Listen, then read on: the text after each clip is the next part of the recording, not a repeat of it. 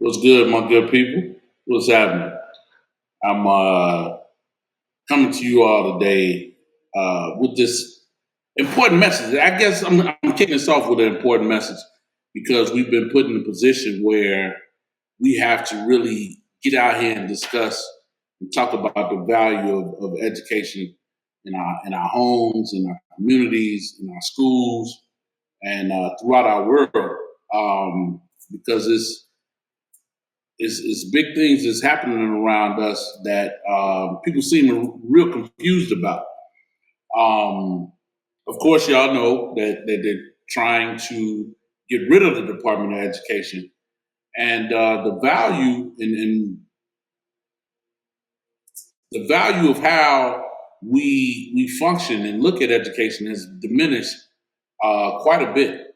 And I just want to talk about it. So I had this platform. I got the opportunity to connect with my man Nick, and we wanted to start this pod to have these conversations, to maybe open up the awareness and build some value around ourselves and our children and our generation, because we don't take it seriously. People were really out here not taking education seriously, and I'm well equipped.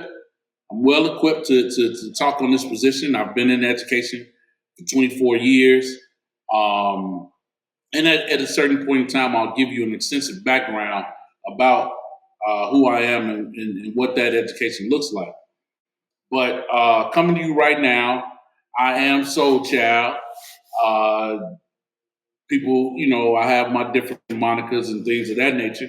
But I want to welcome you to this Educated Thug podcast. Why Educated Thug?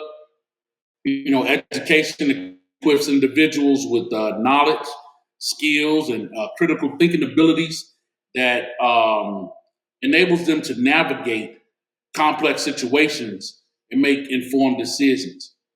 Why the thug? It's a misconception. The thug mentality based on where you grew up at, the environment in which you learn, builds a certain amount of resiliency and grit that brings that tenacity up to us that only an educated person can survive through. So yeah, you can find educated thugs that don't have degrees, that didn't finish high school, or a lot of people that are incarcerated as some of our brightest minds um, in the world. And I'll bring those people to the forefront. We'll discuss that during our journey and conversations. When you start thinking about people like Malcolm Little, they called him a thug. They disgraced him. Um, Huey P. Newton, Sojourner Truth, Frederick Douglass. These people were also looked at as thugs in a sense. And if we allow people to put these different monikers on us to the point where it's negative, then that's the perception that is given. So we're gonna take that thug mentality, that grit, that perseverance, and put that with a tenacious front on educating our youth, our people, and you all about what's going on in society. So, I grew up on the south side of Chicago, 87th Street, 87th to Blackstone. When it came time for me to go to high school, my family and I moved out to the hundreds, so I'm a wild, wild kid too. Um, but the reason we moved was because of the fact that my mom, who was a single mother, is really about family, keeping everybody together. So my mom, my sister, my uncle, my aunt, my cousin needed a bigger and better space to live in. The neighborhood, didn't change. I think the Hunnits was just as wild, but we was able to get everybody a little bit more comfort in a bigger space. And there, I met some fantastic people that I'll talk about, throughout this journey. Some friends that I would consider my best friend to this day, who has a outstanding story as well. And then individuals who I met when in my youth that I grind with and I love to this day as well. So, like, when you start thinking about people from the South Side of Chicago and all of the connotations that come along with that, and the influences, just to give you background on myself a little bit, is is it's stereotypical in a sense. I was the first and only male in my family to graduate from college. I did have my god brother went to college, and I'll share his story a little bit too.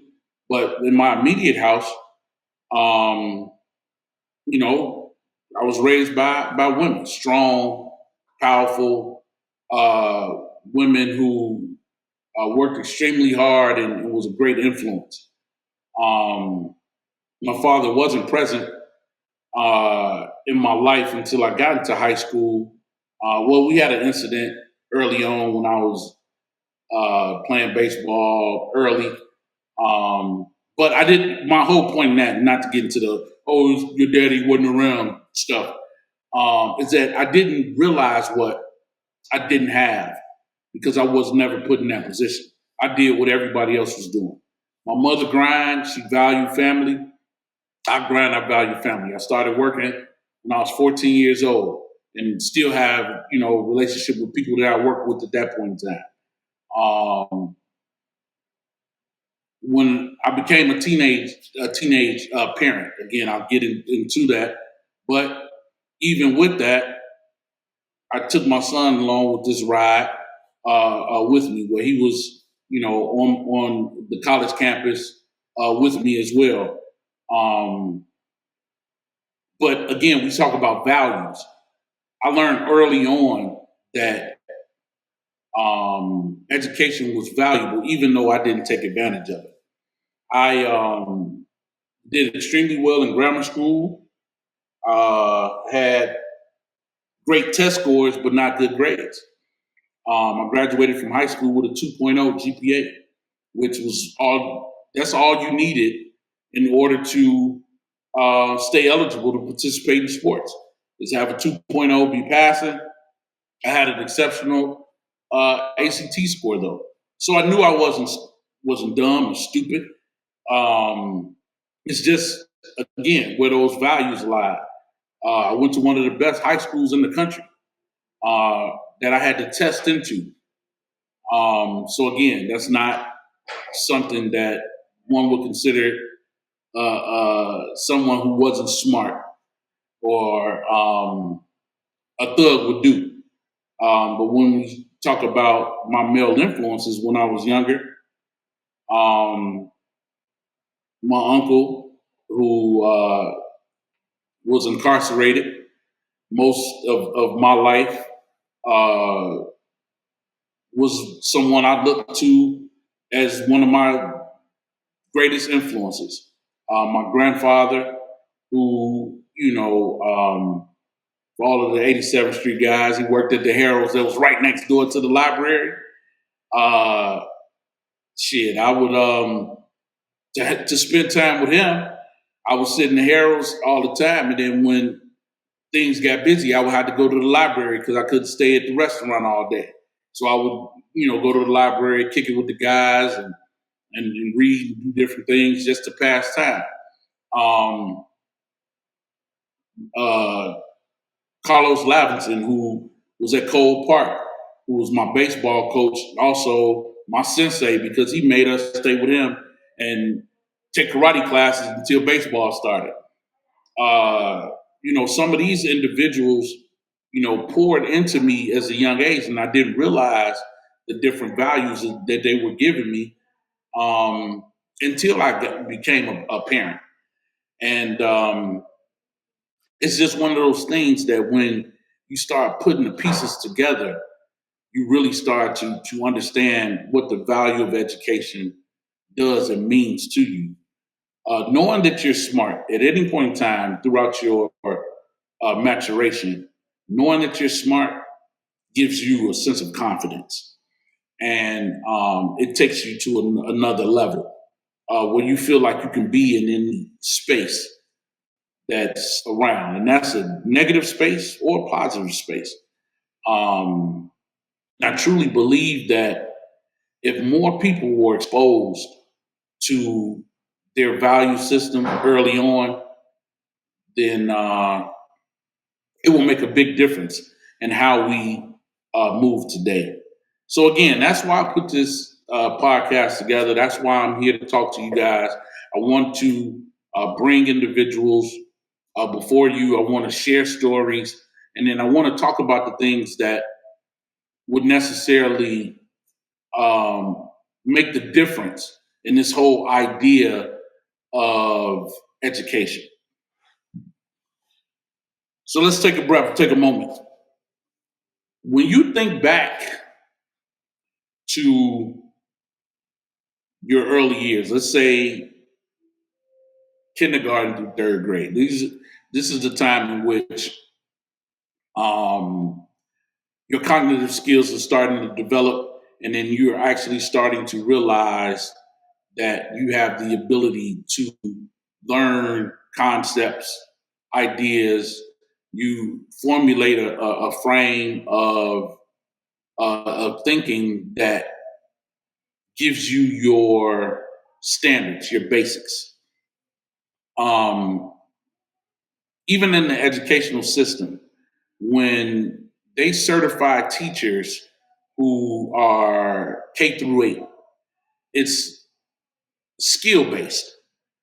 Teachers are learning skills. They're learning how to teach coping mechanisms. They're learning how to develop thought processes and things of that nature. K through 8.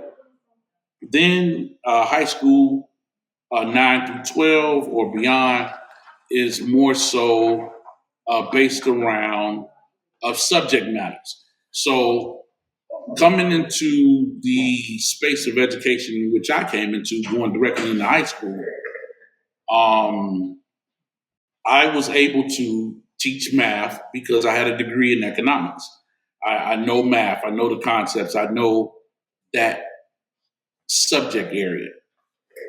However, the skill set that it takes to understand and comprehend these particular things, I learned again through third grade.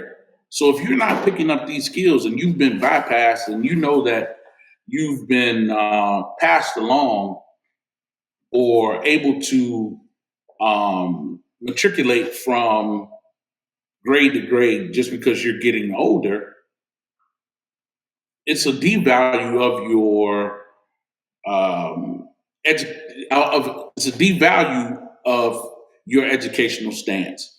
So it's not you would think, okay, I'm 13. It's okay that I don't know how to read because I'm in the same space as everybody else, and that's not true. Our most important things, and people should look through education, in which teachers of all grade level should learn how to teach and educate skill based learning, cognitive skills that allow students to learn. Because the value of education comes when a student is able to learn without the teacher. So just again, you have to put these things into a proper perspective. So if I'm allowing myself as a parent to have a friendship with my child through their early years because they're cute and they're not learning, how will they be able to navigate critical thinking situations as they get older? By the time they get to high school, they still pouting, they still frustrated. They nah, gee, I ain't hearing that, or stop talking to me, or you know what I'm saying, go ahead, so goofy, you know what I'm saying. They doing all this extra stuff because they don't know how to actually communicate. So we have to start thinking back as far as our grammar school education when we start thinking about how to educate individuals. Now, I've done a lot of talking. So I just want that to marinate for a minute. And I'm going to come back to you. I just want that to marinate. Think about the people that you knew in grammar school who you thought was the smartest people in your class and where they are now, what they're doing now. What did they do when they were in high school? Was your assumptions back then, as early as 8, 9 years old, were they correct? I can tell you one. And my sister, Dion Clemens, well, I'm sorry, Dr. Dion Clemens, when we were in grammar school in first grade, I wanted to sit next to her because she was the smartest person in the classroom. And she's a doctor, she's an educator now. And she's doing a lot of big things. I knew it that far back. So I'm just throwing that out there. I want you to think about it. And I'm gonna come right back to you. This grown folks conversation, we gonna, you know, we talking as educators, as learners. We're gonna keep the oils flowing. Um, Continue to fill our lamp of knowledge, and then we're gonna touch on that topic. So give y'all a minute, take a break. I'll be right back.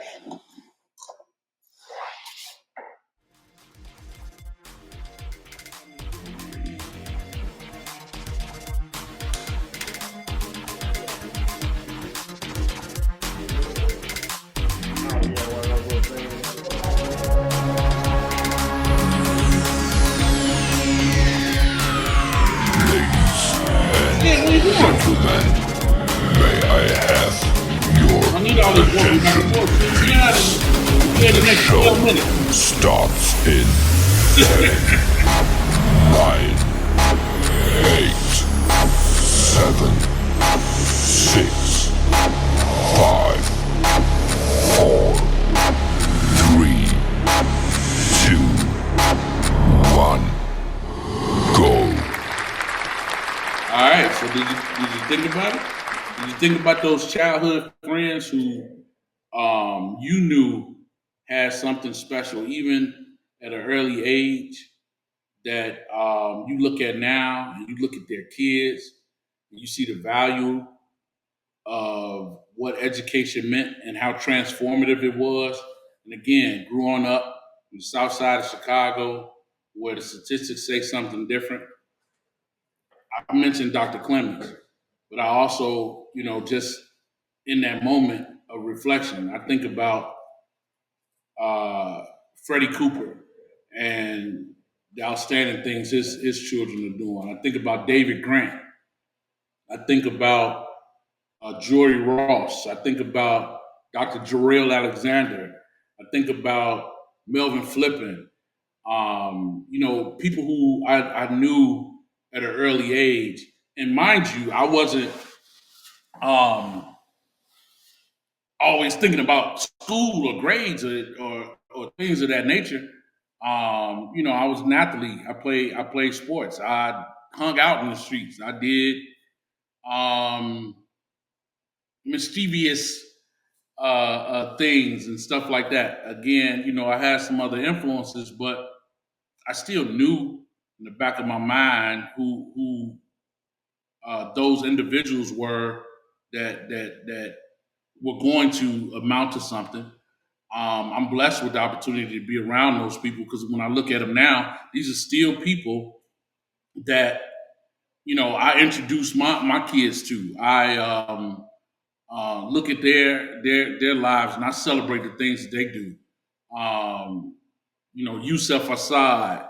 Uh, I mean, it's so many um, people that I could name and should name, But I just want you all to kind of like think about how that applied in your life, and then in those particular moments. Um, the value of education has been one of those things, like I said, that not only gives you confidence, but it gives you a sense of agency. It empowers individuals to pursue their goals and contribute meaningfully to society, what they call civic leaders. And then it becomes a natural thing. And it's not like I have to do well, or be the top of my class to mean something to the world. Is what I mean to myself and to my family. Your pursuits don't have to go through college, although I encourage college because there's things that you learn outside of the classroom while you're in college. There's a safety net for you to make mistakes. Mistakes are learning stepping stones. Um, and college gives you the opportunity to do that. But I know people who didn't go to college who are successful and are making meaningful contributions in life to the point where they still pour into other people, adults, kids, etc. And I'm going to bring all those people to you. I'm going to bring to you people who may have had different and difficult path to their success, but to show the world how valuable education is. Again, in a moment of time where they're trying to get rid of the Department of Education. They've always put black and brown boys and girls in schools that do not foster a safe learning environment. Being in education these past 24 years, I've seen individuals who come from neighborhoods and communities that had the highest dropout rate in the country to be civic leaders and educators. And right off the top of my mind, I think of individuals like Whitney Smith and her sisters who have all gone on to do fantastic things. I think of individuals who, have their own ownership of businesses, community organizations, law firms, and things of that nature, even at a young and early age. And I would like to think that I've made an impact on them. I think about people like Darren Brown, who's a comedian who has his own story and path that has led him to have success in the comedy world, and it's not something that was traditional. But his value in himself and the confidence of being someone who sought more, sought to learn more throughout his circumstances means a ton. And I saw again. I'm thinking about that whole childhood friend thing, and I think about my man Kurt and the Hunnits and B. Cole and all these other people that I met when I was, a YN, as y'all talk about, you know what I'm saying? Like, that are really doing fantastic things in this world, and that I would turn to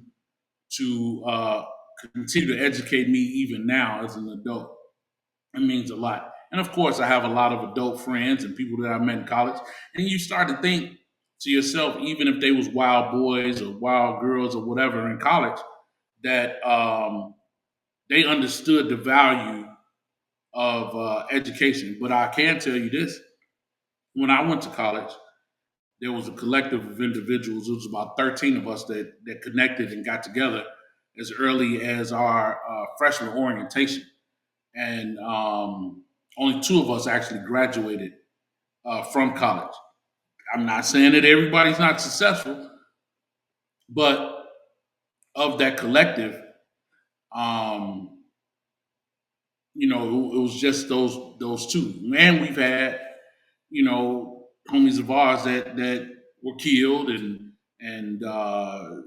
fell victim to some of the things that those stereotypes bring. But it's also, again, things that we learned from and that was poured into um, our lamps, our lamps of knowledge and information. I got a friend that I'll speak about, Rocky, who decided to pursue his dreams and get into music and management and things of that nature. And he left school and is extremely successful. And I still reach out to him to this day to learn and be educated. And now he's doctor. Uh, he has doctor in front of his name. I ain't got to give y'all all this government information, but he has doctor in front of his name because education, even in his moments of success, still meant a lot. So again, this whole podcast is to bring back the value of education. Is to help individuals understand and learn more about how early you need to pour into setting a standard and a value system, not just about the grades or books or test scores and things like that. It's about the importance of wanting to learn, the importance of getting better, not allowing this miseducation and stereotypical push and the things that they're trying to steal and take away from us, like they did, back during slavery times where they didn't want us to be educated and they want us to believe that all you have to do is act a fool on social media or on YouTube and you can still blow up, grow up, and blow up. No, we have to have some standards in which we want to be educated and we want to learn. No, you don't have to do it traditionally, but it has to be said early. We don't have the luxury of allowing our children to be our friends. We have to educate them. We don't have the luxury of being around people who aren't seeking a better position in life and that are just comfortable with just being. We have to be lifelong learners. We have to pour into each other in order to have the values that's necessary to carry our generation from this point into to beyond, and not on nothing corny, but beyond the stereotypes, beyond the myths, beyond the appointment and the allocation that people are trying to give us. We need to create lanes for ourselves. It's a big deal, and we got to talk about it. We have to hear more than just my perspective. Um, I guess my perspective is a good one though, so you might want to listen to me because, like I said, I am an educated thug, and I got plenty of degrees and all that other good stuff. But I'm still learning. So again, we want to change the way that we think and the way that we learn and process this information. So I'm going to give you more. This is just a kickoff. I want to thank my man Nick for allowing me the creative space to get this done. And again, I'm going to learn from him in order to put the best product in front of you so that you can get the most valued information possible. We're going to continue to post this on YouTube, on IG stories, social media, different social media platforms, Facebook. Right now, you can follow the clothing brand, Soul Child Clothing, which real quick, Soul Child Clothing actually started from the Male Achievement Network, which was my attempt to create a pathway for young men to learn and be educated and be exposed to people and innovative things that would elevate them. The Male Achievement Network started back when my son was born, and again, I made mention to the fact that I was a teenage parent, and I have three boys now. But when my son was born, put together this non for profit, and Soul Child Clothing was the fundraising arm of that. So we started Man Up, which was the initial part of the brand. Once my second son, Justin, was born, we did J. Mackay, which was signature brand in which we did signature sayings. So if you're an original Soul Child follower or Man Up follower, y'all saw the Man Up or Get Wrecked. Man Up had the educated statements on them. That was the original clothing line in the brand. Um, we moved into the Soul Child image, in which is the face of my youngest son. When he was 2 years old, we actually put his face on the brand to go along with the statements. And then we did a signature soul line once my oldest son went off to college, which he went to on a full scholarship to Morehouse College. We did the signature brand because we wanted a more sophisticated look to the clothing, which he had input in too. So again, this whole movement, Soul Child Clothing, Man Up, Educated Thug, is all a part of who I am, what we are, in the pathways in which we choose to create to be influential in this world.